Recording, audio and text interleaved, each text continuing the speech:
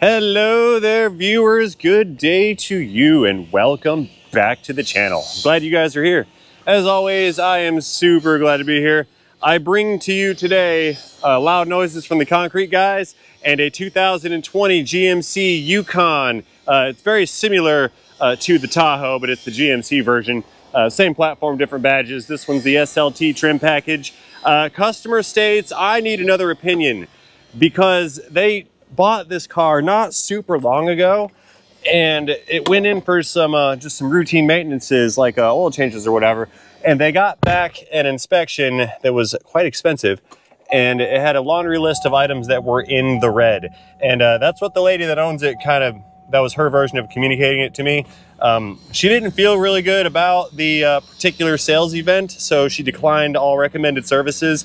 And like I said, we're here for a second opinion at 93,875 approximate miles on the odometer. So what we will do at this point, we're going to get this thing in the air and I'm going to begin the undercarriage inspection to see just how in the red the wear items are going to be on this particular vehicle. I think the issue was mostly, I think it was a brake concern is what they were talking about. And she was concerned about the brakes. You know, there's little kids that ride around in this car and we have to have things that stop because this is a 6,500 something pound vehicle. And we want to make sure that the family is safe from within. So what we're going to do, nose are on in here. I'm going to rack it up. We're going to pull the wheels and we're going to see just how in the red our actual inspection is going to be.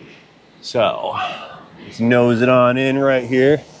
Looking good on that, looking good back there. We're spaced out evenly here. Parking the auto. Oh, look what I did. I reached over for a key and we don't have one. Push button, powering down. Beginning hood popping procedure now. Woohoo! Alrighty, boys. So we got the rack set up both sides. We've already made contact. I'm trying to save some time. Let's get her up in the air. I have the wheel lock key in hand. We're gonna pull the wheels on this unit. See what the dealio is. I don't think we're doing any work to this today, guys. I drove this thing here, drove it about 30 miles this morning, and there's almost nothing with this vehicle that is causing any kind of concern for me. There we go. Holy smokes, what was that?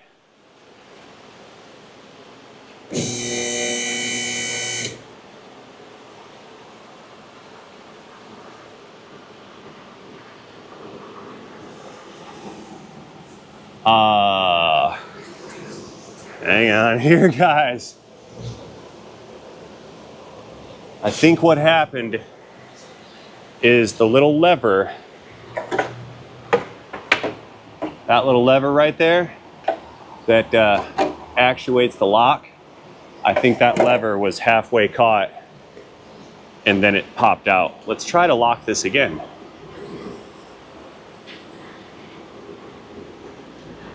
I think it just broke.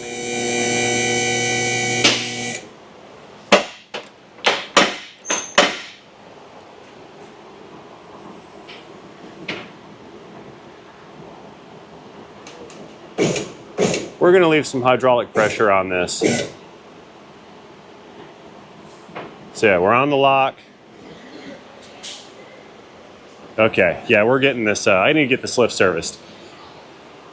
That was scary. Okay, no antics right now, no impact gun cam. I'm in a time crunch. It's way too hot to be screwing around.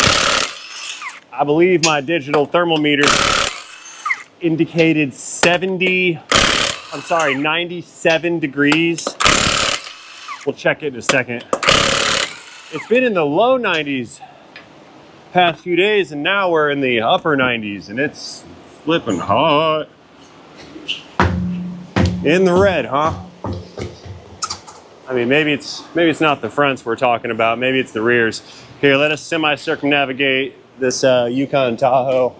We'll go around here to the other side real quick. Yeah, look at that there. 98.2 degrees in here with all the ventilation. It's a warm one. You're a warm one. Mr. Ray, look, I brought the wheel lock with me and not the key. The heat's frying my brain. My crane brainium's broken.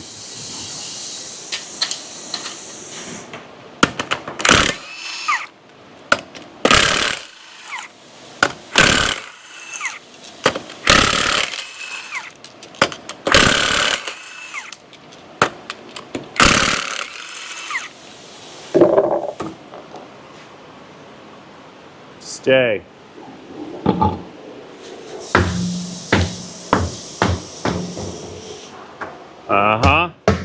Just as I had suspected.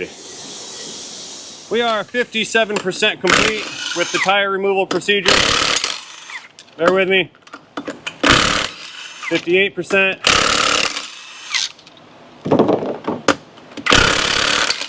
I love Yukons and Tahoes and Suburbans and Escalades. They have built-in part storage on the running boards. That's the best. Okay, next wheel, let's get her unbolted. Semi-circumnavigating. Yeah, we're hustling today, boys. We're just running. It's not even Friday or Monday. Yeah, usually my chaos days are Mondays and Fridays. And the occasional Tuesday, which this week, every day has been one of these chaos days. I'm wearing multiple hats. All right, in the red. Let's see what we have. Okay, let's get out some equipment here. We've got a digital micrometer, got a black Sharpie permanent marker, impact gun, and an electron ratchet. So we're gonna basically do a proper brake inspection just to verify whether we're in the red or if we're not in the red. And I'm gonna do that as minimally invasive as possible. This is actually something that I skip out on a lot when I recommend brakes or do brake inspections. The reason being is I've spent so much time doing brake work that I can kind of tell, but we're gonna do this the exact proper way. That way everyone knows how to evaluate this the exact correct, by the book. Wrong size, I need a 21, that's a new one. That one, the bigger one, the 21. Let's make sure that fits. I was trying to get the that caliper retainer nut off and it was turning the slide pin. So had to get a tool to assist me. Let me show you here. We're gonna take that slide pin and hold it, break this loose. Now the thing is, even doing a proper brake inspection it's risky for the shop, because you'll see I'm putting in some labor and I'm nearly performing a brake service here. So see how we've got the caliper off of this unit? I only had to take off one slide pin, and getting in a little deeper, we can see we have got a boatload of brake pad thickness here. There's nothing in the red whatsoever about this.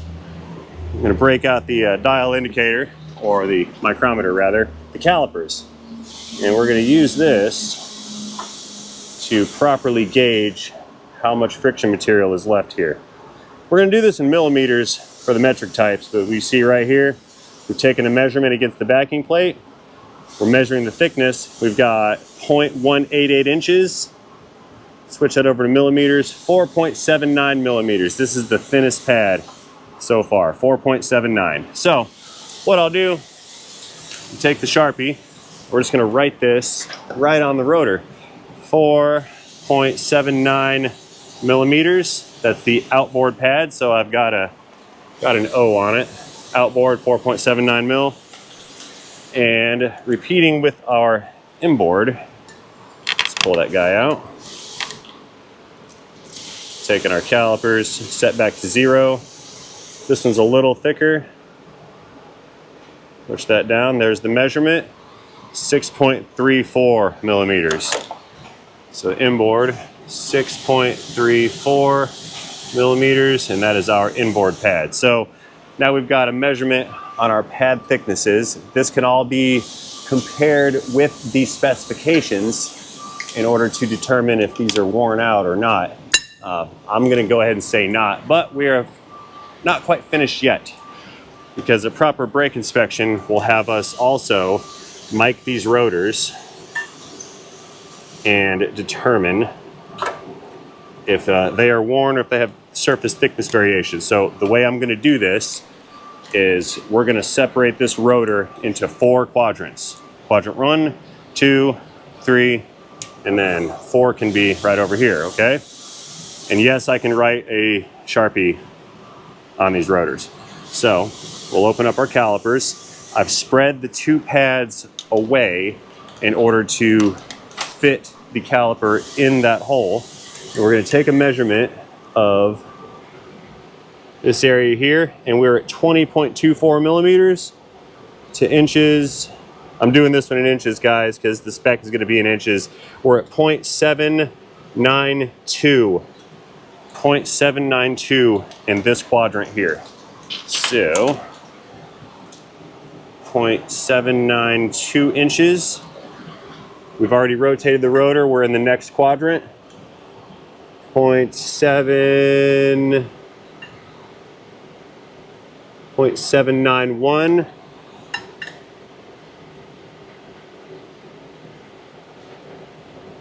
0.790, I believe. 0.790. 0.790. Second quadrant. Third quadrant. Let's get that in there. 0.793. 0.793. And our fourth quadrant, we're still zeroed out. 0.793. 0.793 inches. Okay, so with those 4 measurements, we can determine that the thickness of this rotor has a variation of 0.03 of an inch. So our largest measurement was 0.793 inches, and our smallest measurement was 0.790 inches. Okay, so that's 0.003 inches, so that's 0.03 of an inch of run out. So surface thickness, 0.003 inches. That's the spec on this rotor. So that's what we've got for the rear. Let's go up to the right front. We're going to pull that caliper as well and take a similar measurement. Now, this situation here, in order to do your job properly, we're basically putting a technician into a spot where he's invested in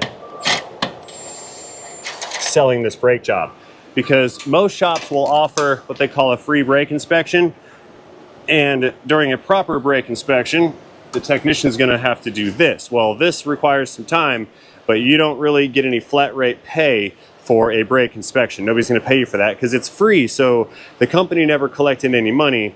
Therefore, the company's not just going to pay out a commission-based employee for doing things for free. It just doesn't work that way. It's sort of how we get screwed. So you do a better job and it costs you, it doesn't pay you. So we're actually incentivized to skip past this part and just make the sale, which is very unfortunate. And that actually causes a lot of problems in the industry. It's funny how it always circles back to the same thing. It's mechanic versus manager, customer versus manager, manager versus corporate. Okay, so we slide our caliper up and we can just kind of leave that on the slide pin. I could pull it out if I wanted to, but there's plenty of space here to house this. And I'm not even going to pull these pads out. Take a look at what we've got here. These are at 12 millimeters or so. They're super thick. You want to know the reason, I think, why we utilize the metric measurements and imperial measurements for brakes? So here I'm kind of cheating a little bit, but we're taking our measurement off the backing plate. See that right there? So we are at 9 millimeters on that pad. That's I think these come 12 mil brand new. And this inboard pad, we make contact right here. Our inboard pad 9 millimeters. So, well, actually just over 9. So we have 9 millimeter front pads. 9 millimeter. So the reason we use metric and imperial is if I can get this number down to 3 millimeters or 4 millimeters, that sounds a little scarier than 0.153 inches. You know, I say 0.153 inches, they're like, oh, okay, that's fine. But 3 millimeters, that sounds a little scarier. So it's easier to sell a customer on a millimeter measurement than it is on a standard imperial measurement. And plus it's easier to document. So I believe that's why we use multiple measurements when measuring rotors and things of that nature. So we've got our first quadrant here. So let me get our caliper in. We're going to switch her out to inches. The reason that we use inches is all the specs are written in inches. Therefore, we spec all this out to the thousandth of an inch. This one here, we're reading, we're in millimeters again. Epic fail. 1181, that's what we're looking like. 1181, so 1.181 inches. Let's bring it around to our next quadrant. Wiggle that guy in. 1189. 1189. So we got 1181 and 1189. I'm going to take that that one measurement again. That's kind of a bit of a discrepancy. 1180. Yeah, I think 10 thou is a little far. This one's 1185. All right, that's better than 1189. I'm gonna go with 1185. 1185. So now we're up to 4 or 5 thousandths thickness variation. And 1184 on that one. Yeah, these rotors are great. 1184. And then our fourth one. Again, I'm doing this in a little bit, it's a little excessive. Usually you don't have to go this far because I mean, we all can tell that there's nothing wrong with these rotors. 1170, 1180. Let me get it wiggled properly here. 1180, that's what I got out of that one. 1180, okay. So to review this, we're at 1180 in this quadrant, 1184 in this quadrant, so we're at 4 thousandths. 1185, that's 1 thousandth. 1181, we're back to maximum of 4 thousandths of an inch. I believe the book on spec is going to tell you that 3 thousandths is the limit. It's usually like 3 to 7, somewhere in that zone. Point being that this rotor, especially since it is not experiencing, I can't get that on, there we go. Since it's not experiencing any vibrations, we're within spec. I'm gonna give it a 1,000th of an inch kind of buffer margin area just for discrepancies in the measuring with the tool, because there's a slight lip here, and if you don't have that tool at exactly 90 degrees, it's gonna change the angles. And if that lip catches on the flat on the tool, which it has reliefs cut into it. See that relief right there? The light shining through. If it catches outside of that flat, you're gonna have skewed measurements. But at this point, I'm over here saying that we have good pad thickness. We do not have thickness variation in the rotors, indicating minimal run out. And the rears, the biggest point of concern with the rear brakes, clicks, is that inboard pad on this one side, and it's only slightly worn more than this one here. Now we could go down the route of replacing these rear pads on this, just because we are at that level of considering it, but they're not in the red, so to speak. This is not a mandatory replacement. We're in no risk of danger here.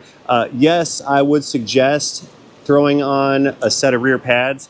And this particular situation, this is one of those where you could just get away with doing a pad slap on it. I mean, these rotors are checking out great. There's no glazing whatsoever to it. There's no hot spotting. If we do anything with this, I'm just gonna slap some pads on the rear of it and call it good. But before we start making any kinds of decisions, we need to go and check out the other two real fast. So you've seen the by the book per specification down to the thousandths of an inch. Let's go check out the other side here, just to make sure that these pads are not worn in the red, so to speak. And if they are not, then we need to make a judgment call.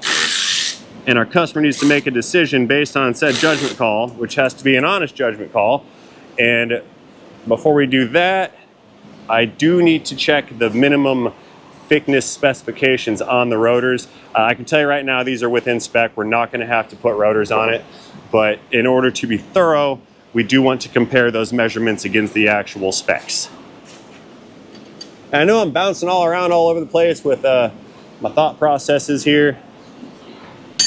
I gravitas.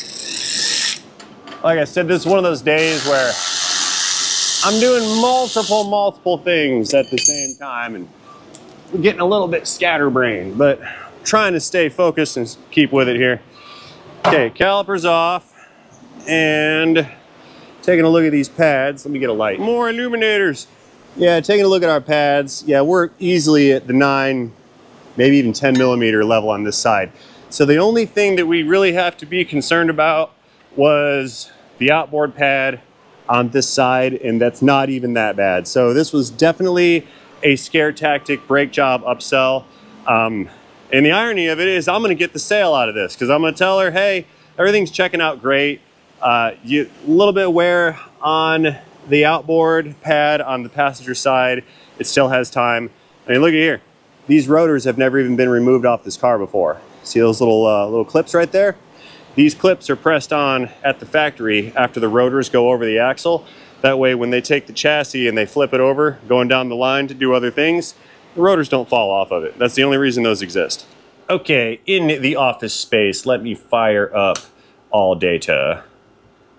I'm not letting you see my password. Okie dokes, all data coming up. We got a 2020 GMC. GMC only makes trucks, not cars. GMC stands for General Motors Corporation, by the way, in case you didn't know. And we've got not a Yukon. Is it a Yukon? What is that? GMC, not a Tahoe, not a Yukon. It is a Yukon, right? Sure, yeah, GMC Yukon. Yeah, it's a Yukon. I have no idea why my head's not working. Anyway, we're gonna go into specifications.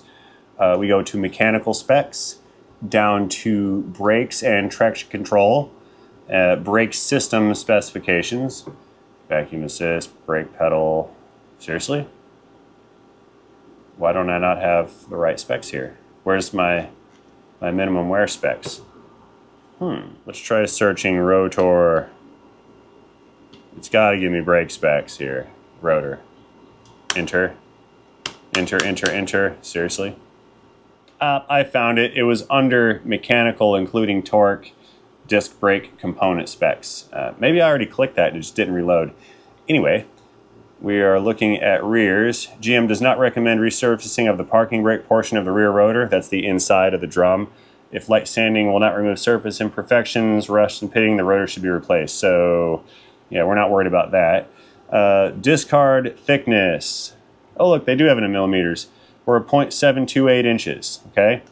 Allowable thickness after refinish, which we're not refinishing, that's 0.748. And a new rotor is 0.787 inches in thickness. So we only get I think we get 60 thousandths of wear, 1.5 millimeters of total rotor wear allowable before you're supposed to throw these away.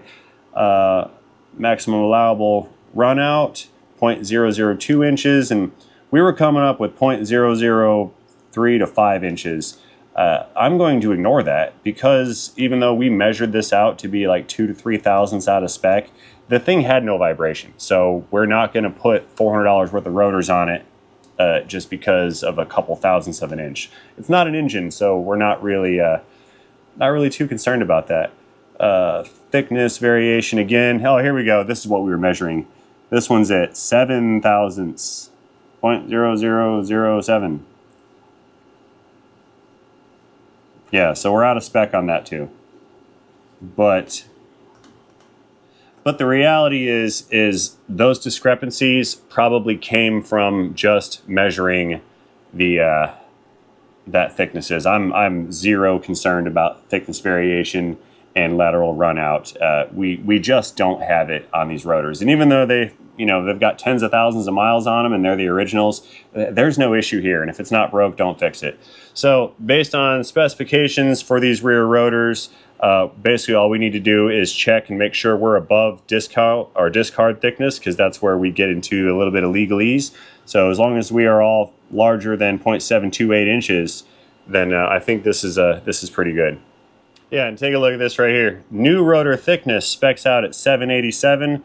We were measuring at 790, I think it was. So clearly, if the rotors that we have are measuring thicker than the original rotors or the new rotor spec, that right there is telling me that we just have a couple thousandths discrepancy in our measuring method. And I think we're really good here. So at the bare minimum, this thing is just going to need to be pad slapped. And I only say that just to address the lady's concern that the pad thickness is a little bit low. It's not. I'm going to consider these in the yellow, definitely not in the red. So let me give them a shot real quick, and I will see if we're going to do anything with those rear pads. If not, then we're slapping this thing back together and there will be no problem found. And if she wants me to throw some pads on there, I've got no qualms against acquiescing to her request. And this is one of those weird situations where I'm really not concerned about avoiding a pad slap. You know, I talk a lot of ish about not pad slapping brakes and rotors together because they tend to not bed well and break in well. But in the case of what we have going on out there, those rotors are in premium condition, and we could slap some pads on there just for the fun of it. That's pretty much where we're at. So let me get with my consumer, let me call her up, see what she wants to do, and then we'll go from there.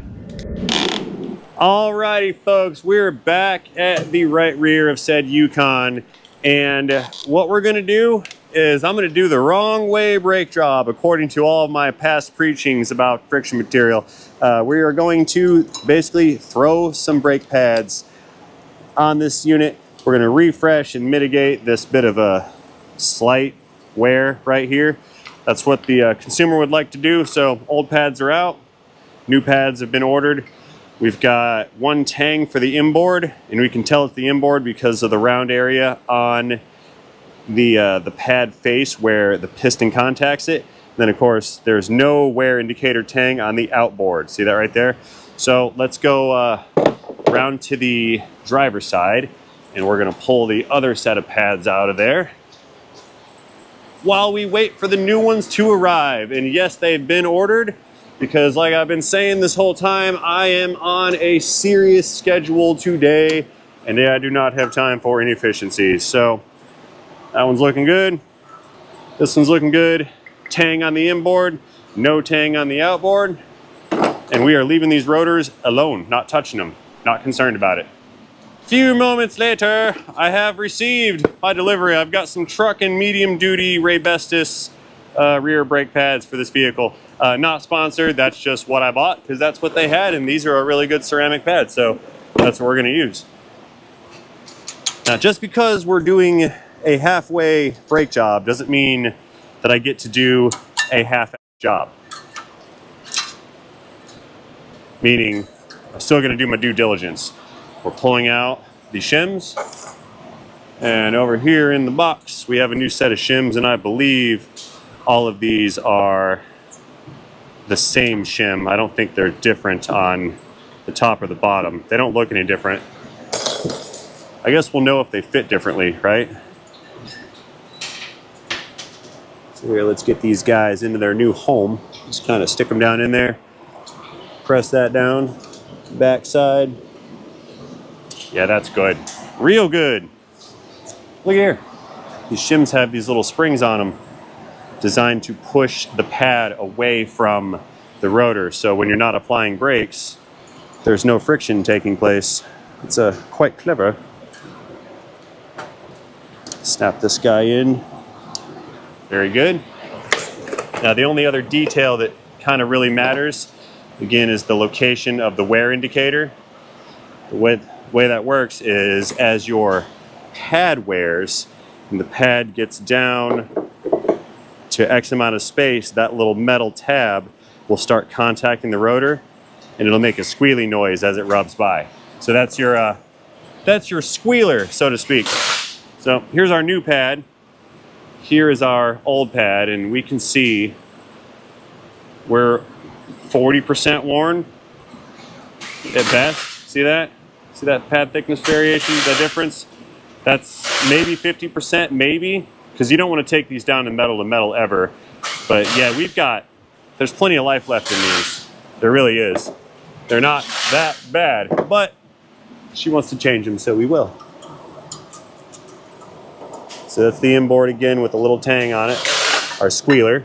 Stick that guy right in position. The outboard pad doesn't care regarding orientation. Stick that in there. Now, since I'm doing a brake job the wrong way, I'm really gonna do it the wrong way. So I'm gonna do something, I gotta be thorough with it, right? You're evil! Compressing that piston with channel locks. And I'm not wrong, you're not supposed to do this, because if you catch these teeth the wrong way on those pistons, or you let it develop a side load, you'll crack that piston, because they're not always steel. A lot of them are ceramic, and you'll break them. So yeah, that's the wrong way to do it. I bought these channel locks at an estate auction in Monroe, Michigan in 2006 for $5, brand new in the box. Heck of a deal. Okay, let's get some lubrication in the works here. I've got to get the slide pins lubed up. That's the bottom one, just pulled it out. There's no way I'm doing a halfway brake job without lubing the slide pins. That would just not okay. Get some grease on there. By the way, I'm not even gonna bother taking apart the driver's side or the driver's front brake system for evaluation and measuring. I think we get the point, and it would just be sort of beating a dead horse to take all that apart and then measuring known good components. I just think that'd be a waste of time. So we're not going to waste the time because I don't have any time to waste. Anyway, so now that that guy is in position here, all we've got to do is drop the lube on the floor. We'll put our slide pin back in the bracket, and then we may slide the bracket, rotating it downward, pushing the pads back in, just like so. Now, we can throw the bolt back in it and tighten it down, and this side's good to go. Well, this is quite annoying, but I guess I'm just gonna have to roll with it. It appears that the audio has malfunctioned on the microphone yet again, so I will just kind of narrate this as whatever it is I'm looking at, I suppose. I believe I'm getting the lower caliper bolt in, and then I went on a side quest to screw around with the ratchet, demonstrating centrifugal force. Watch this. Yeah, see, you spin the thing up and then let go, and the forces within make the ratchet spin in a circle. A lot of fun. Check it out. There it goes. I couldn't help it. I was having a good time. Anyway, I've got that one caliper on, moving around. It appears I have my lube in hand to start on the passenger side pads calipers. What am I doing here? Hanging out? Fiddling with the camera? Yep. Okay, lube the pin. That one comes out. Wipe it off. Yep, there's the towel. Generously apply the new lubricant is next. There we go. And we'll stick that back into the bracket, nice and deep like as always. See how it's coming back out a little bit? There's some air stuck in there. It'll come out later on, no worries. I'm wiping off the other slide pin. putting some grease on that pin as well. And I'm cheating yet again with the channel locks to get that thing compressed in. Yeah, these are phenolic pistons. They are not steel. So if I put a side load on that piston, or if those pliers slip, it could break. So that's not particularly advisable. A C-clamp would work better for this, or the actual tool, but like I said, I was kind of in a hurry, so I didn't bother. I just grabbed those channel locks and smashed them in, and that's that. It's one of those risky maneuvers, but you know, saving the 2 extra minutes, I felt it was worth it. Anyway, I'm popping off those older shims for the pads, and I've got the new ones from the kit going in. They fit really well. I've got to clip them in where the ears for the pads slip into the bracket. You'll see right here on the front side, you've got to push it up a little bit. There you go. And it sort of snaps into place. Yeah, it looks good. And again, you guys don't have to worry about the Sharpie on the front of the rotor. Sure, it's a contaminant, but it's really nothing to fret about. Anyway, I was just now paying attention to that squealer indicator tab, or wear indicator, that's on the pad, and I believe that the inboard was the unit that housed that that squealer indicator. So I've got that thing in position there. The caliper's back on, bolts going back in the lower slide pin.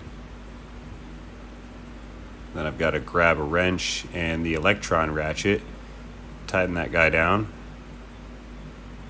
and this final bolt will complete the rear pad slap brake job. Making electric ratchet noises in the absence of background noise. Trying to kill time. There we go. Okay, well, that was disappointing. That unfortunately we're doing voiceovers now for the those last couple of scenes. I don't even know what happened. I looked over and the mic was no longer miking and the receiver was turned off. Anyway, I've got the wheels back on it. Rear pads are in. I got the calipers compressed the wrong way. We've slide pin lubed everything. Let's go ahead and let her down without breaking the thing and the lock falling off, and then we'll go out, test drive this thing, burnish these pads, and I think we'll call it a day, and I am right on time. Hooray. Yukon coming down. Off the locks. All the way down, please. Whew, buddy. Man, I can't believe I just had that audio snafu. This is like the 3rd video in a row where I've got these microphones and something goes wrong. You know, the first one I had the settings turned up kind of the wrong way, and then the second one was my error. I had like a like the outlet plug that goes from the mic to the camera that wasn't plugged in right, so the thing kept switching between the camera GoPro mic and the auxiliary microphones. And then in this video I screwed the pooch and somehow managed to let my receiver turn off and didn't record any audio to go with it. I'm troubled, very troubled. All right, Yukon, let's fire this thing up and head out on the road real quick here. So what I'm gonna do, gotta pump this pedal up a couple times, starting the engine. Okay, we're pumped up. What I just did was apply pedal pressure to both the rear calipers and the fronts too. And what that did is it took those pistons and expanded it out, pressed the pads against the rotor to make contact, and the hood's open. Thank you, warning indicator. I guess I popped the hood earlier and never opened it. Here, we'll just do that right now. See, you get in a rush, you start forgetting things. Complacency leads to accidents.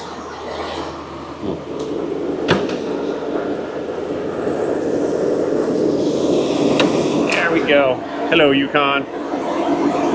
Yep, everything looks good down here, nothing in the red. Yeah, see, I'm in a hurry and it caused me to waste some time. That's not bueno. Anyway, backing out, honks for safety. I've got the wheel lock key back in here as well, so we didn't lose that. Backing up, backing up, backing up. Let's ride. All right, well, to start with here, I hear no noises out of the brake job we just did, our halfway brake job. We're gonna go out. I'm not gonna do my normal test drive because it is 5:17 and I'm late getting out of here. I have an appointment that I must make. So I'm actually going home to stop by, deliver this vehicle where it's supposed to go. Hello, officer. Deliver this vehicle where it's supposed to go, then I gotta go get my other car and then I'm out of here. So let's go break these guys in. I'm kind of rolling the dice a little bit because if this isn't right, I can't deliver the vehicle. So I gotta make sure. Okay, lightly applying brake pedal pressure. Feeling great. I feel no vibes, no noises. This thing's good to go, guaranteed. I already know that. We already knew that. Everyone already knew that. This video wasn't even about a brake job. It was about those scare tactics, sales things that the sales people do at the sales desk. Don't we all just love salesmen? Yeah, so this is, I'm gonna consider this like a visual rant. Like I got to show you guys the treachery involved when it comes to sales tactics words. Did you guys know that it's actually unlawful to present an automotive repair to somebody under the guise of, you know, this is dangerous to you or it could cause you to wreck, you could total your vehicle, your wheels might fall off. You can't use scare tactic language in order to generate that sale because it makes people feel pressured. And a lot of times those estimations and inspections, those are based on opinion and experience, as we saw earlier in the video, how I explained how I usually don't measure and mic out rotors because I have the experience and the opinion and the qualification to be able to just kind of look at those and go, yeah, that's not serviceable, and yes, this is serviceable, or somewhere in the middle. But a lot of times when you present a sale based on a subjective opinion, that can be countered like a lot. For example, if your brakes run metal to metal, you can't come to a person and say, hey, your brakes are going to give out and you're going to die. Because even though there's backing plate on those rotors, they still stop. They still are functionable, whatever word I'm trying to use. They still function as they're designed. They just don't have friction material there to function off of. So you can't say your brakes are going to fail, they're not going to work, because it's not going to work that way. And when attorneys get a hold of situations like this, like when you violate the rules and laws that are in place to protect the consumer, when the attorneys get a hold of that stuff, they're going to tear you to pieces. So you really should not ever be using scare tactics in order to generate sales. On the consumer side of it, which is what I think most of the viewers here are, they're consumers, are not in the business. When somebody comes at you with a scare tactic, like, you know, you're going to wreck, or you're going to lose control, or your wheels are going to fall off, when someone comes at you with those situations, you should seek a second opinion, because that is a subjective opinion-based evaluation most of the time. Now, yeah, there are those extreme circumstances where you've got a ball joint that's like literally falling off, or figuratively or potentially falling off. And what you could say is, if this ball joint separates from the steering knuckle, then you will lose the ability to control the vehicle. You can say that, but you can't say your wheels are going to fall off and you're going to wreck your car. You can't say that because you don't know if that's going to happen, and you don't know if they're going to wreck either. That wheel could fall off in their driveway or sitting at a stoplight, and therefore they would not wreck. So you can't predict the future. Don't try to predict the future on a negative sense when you're trying to generate a sales situation. Be honest and transparent, and the customers will receive that with much more grace, and you'll have a much better time at closing the deal rather than telling folks your wheels are going to fall off. Plus, once they get home and then their significant other finds out what you told them, they're not going to be happy with you, and you're going to get a phone call. So just don't do it. It's not worth the corporate pressure. Sorry, managers out there. I got to pick apart the tactics here. This isn't going to fly anymore, and it's part of the mission statement. So, folks, having said all that, I've done a couple brake events so far. I've got a few more to go along the 20 miles in this direction that we have to travel. This thing is in good shape. We basically kind of did this job early. Really, it didn't need to be done, but we did it anyway. That's what my lady wanted to do, and that's what we did. So I'm going to go ahead and use this opportunity right now to close this video out. As always, I would thank each and every one of you guys for watching this video.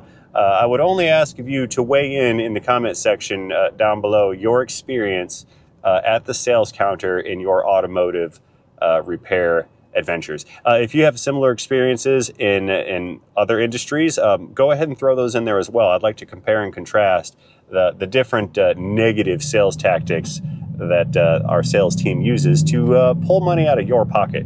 So guys, I look forward to seeing your comments, comment section down below. Do not forget to engage that like button or down there. And most importantly, have yourselves a fantastic day. I'll see you guys in the next one. Have a great day. Check you later in the video, in the transmission.